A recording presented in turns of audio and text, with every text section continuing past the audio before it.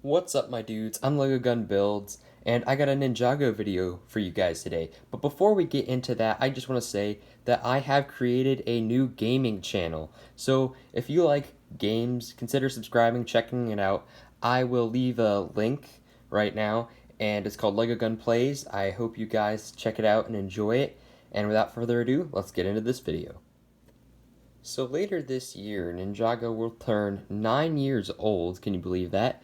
Um, so I just wanted to show you guys some of the progression that has happened within the ninja suits. So I got some of the originals, not the very first, but the ZX suits. These are one of the most popular, I think, and by far uh, many people's favorite. I'm not sure if it's mine. It's definitely one of my favorites. And here next to them, we have each of their legacy suits, which, they're not the newest, but I think they're a good representation of just how the series has progressed over time. So we're going to take a look at each of these suits one by one, and I'll just talk about them. Starting off with Kai, the Red Ninja, the Master of Fire. You can actually see there's actually a lot of similarities between these two. For starters, there's the sword mold, which, that needs no improvement. It's already perfect in every way, shape, and form. And whoever disagrees, Bob will kill you. YouTube, please don't. Please don't. Getting back on topic, Kai ZX has some pretty plain legs, but I think that's not a bad thing. And for his printing on the torso, you can see he has some shurikens in his belt and some armor that continues with the color onto the arms, which I really like. And one thing that I will say about the ZX suits is that they were kind of revolutionary in these two molds. The shoulder armor piece, they've been used many times, not only Ninjago, but other LEGO lines and sets as well. It's just a really great piece. They've made it in several different colors, and it looks phenomenal. And same thing with the Ninja head wrap or mask, whatever you want to call it. The armor on top looks really cool. They printed it without the armor on other Ninja variants, and it's just a really nice figure that introduced a lot at the time. I mean, this was 2012 when these suits came out, and they were just really cool. Now, 2019 with Legacy, and I guess you could say 2020 as well, these were inspired by their DX suits, the Dragon Extreme suits, as you can see from the Golden Dragon printing that runs along the suit. But I think just the progression here, it kind of goes, the way things kind of went with the series is that the suits got more complicated over time, and then recently they've kind of gotten back to more traditional, more plain garb, and they still have remnants of old suits, as you can see by the dragon, but for the most part, I mean, this is just a normal ninja robe kimono. And they also use this hood mold, this new hood mold, which has remnants of the season 5, 6, 7 with the headband. It kind of references that, which is nice. But just the progression here, there's many differences, but you can both clearly tell that it's Kai. But there's just so many differences. You can just see how it's evolved. And yes, the older version has plain printing or less complicated, and then it gets more complicated as time goes on, and then you just get this quality here. Like the shininess on this one, it's kind of faded, it's pretty old. Here you can really see it, and the lines are much clearer and thicker, but I don't think that makes this a bad figure. It's definitely one of my favorites. And on to the next one. So for Jay, there are quite a bit of differences. So for starters, his weapon, the nunchucks, back in the day, they just used this piece, which was new for Ninjago as well. Another revolutionary piece that's made a lot of weapons possible with the double-sided bit there. But now, they have this dragon mold, which makes this look a lot more similar to the Nunchucks of Lightning when they appear on the show. But aside from that, just looking at their suits, there are many differences to unpack here. Again, the ZX has minimal leg printing, which I don't find bad. I always loved the armor, which that appeared on the Day of the Departed suit, which I did like that reference there. And again, the armor and the hood, just really new, revolutionary stuff.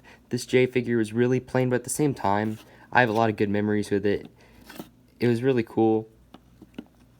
But, it was pretty simple, but I don't think that's a bad thing. Now here, we got a lot going on.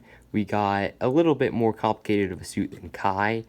Same, head, hood molds, and got a little bit more printing on the legs, and definitely a lot more going on with the dragon. The head and the tail are both on the front, but the whole body is around the back. But it's just kind of a testament to see how things progress and how more complicated things can get. On to the next one.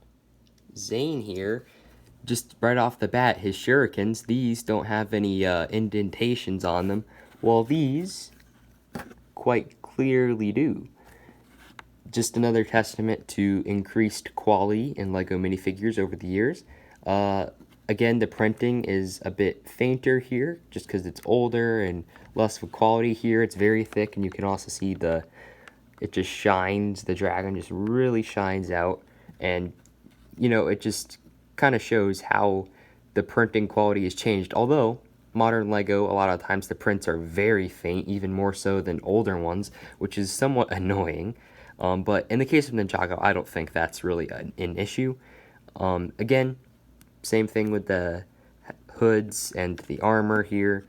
Zane, a really interesting way to do a minifigure because, ninjas, not usually white, because they're supposed to be stealthy and white would just give you away, but I think just the really cool looking, I think they've made a lot of cool looking Zane figures with the white, which I've really appreciated because usually white ninjas are a bit odd, but they've made Zane definitely really cool and a desirable minifig in many different ways, especially in recent years with those blue eyes. That's also a really cool progression, just seeing how he kind of becomes titanium and more advanced electronically.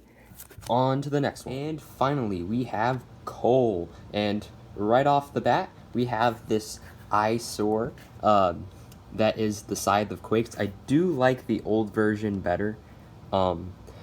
Even the new one just doesn't resemble the show at all. This one resembles it a lot more. Even with that dragon piece at the bottom, it's just way too big, and also it's just like, besides the proportions, it just doesn't give the appearance at all. It looks like a cool weapon, but doesn't look like the Scythe of Quakes whatsoever. But aside from that, both these figures are just awesome. I definitely love Cole's EX a lot. The kind of rugged look that it gives off with its prints. Simple leg printing, but I've used it a lot for custom minifigures. It's very usable. Cole's parts are usually very usable because, black is the color of a basic ninja, so it works well for a lot of custom stuff, and I do like that, especially Cole's EX. Like, nearly every part of him is reusable for many things, and same thing for a few of these pieces, which I've planned on using for my Batman series with the League of Assassins. But then again, you got the armor and the hoods, but on the Legacy suit, you got the dragon, and just the better quality printing. You got some chainmail, I guess.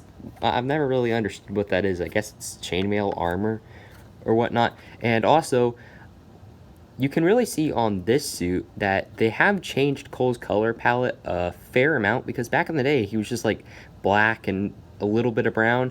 But, now they got the brown headband and brown around the legs and everything. And they added orange, tossed that into the mix some time ago. And yeah, it just shows how his color palette has changed quite a bit over the years. And same thing with that symbol on the back. So, Cole, very different with both of these, but both amazing figures and testaments to the evolution of Ninjago figures. Anyway, guys, that's all for this one. If you like this video, give it a thumbs up. Please consider subscribing and turn on notifications. I would really appreciate it. And also, check out LEGO Gun Plays. I would also very much appreciate it. This is LEGO Gun Builds, signing off.